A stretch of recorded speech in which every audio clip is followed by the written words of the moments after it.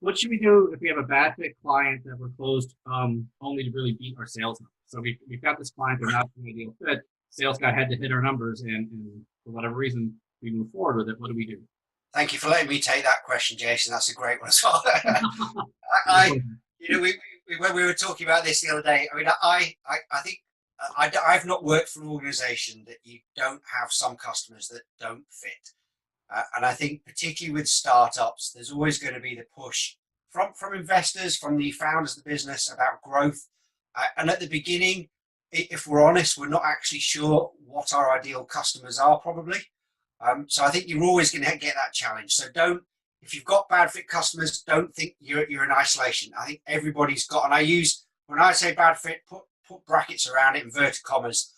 You've got some customers that don't meet your ideal customer profile. But I think what you don't want to have happen is your success team coming back and telling the business or sales that we need to lose those customers since they don't fit. I don't think that's the right way to do it.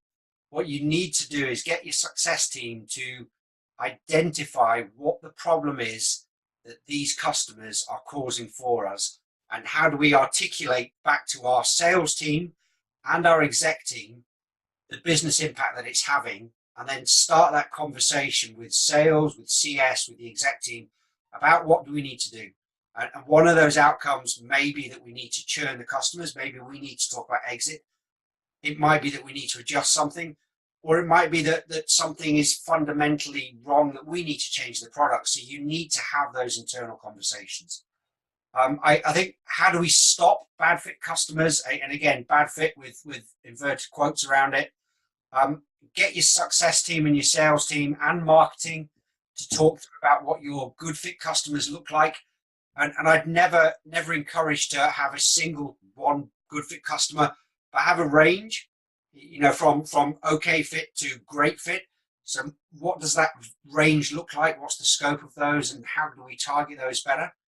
And if we've got bad fit customers, the impact on our business, the cost to serve is very high, a lot higher than it should be. And ultimately that impacts our profitability, our margins. There's an impact on quality of service. It can have a negative impact on our reputation externally with other customers when our sales guys are selling. They may be generating revenue, but not as much as other customers. But I think one of the other things is some bad fit customers might be there because they're a strategic logo that we've made a decision to keep. So you've got to understand what the problem is that they're causing and how they got to that situation. And I think if we do make a decision to exit a customer, for them to exit the organization, do it in the right way. Have the conversations internally to get agreement on how you're going to do it. You may not be able to exit them. You may need to go to your contracts, look at that. That I'd always see as a worst case. But I think fundamentally it's trying to understand what's the impact that the customer's having on us by us perceiving them as bad fit. What can we do to address any of that? And do we have to shift anything in what our perception of an ideal customer is? I don't know if there's anything further you'd add there, Jason.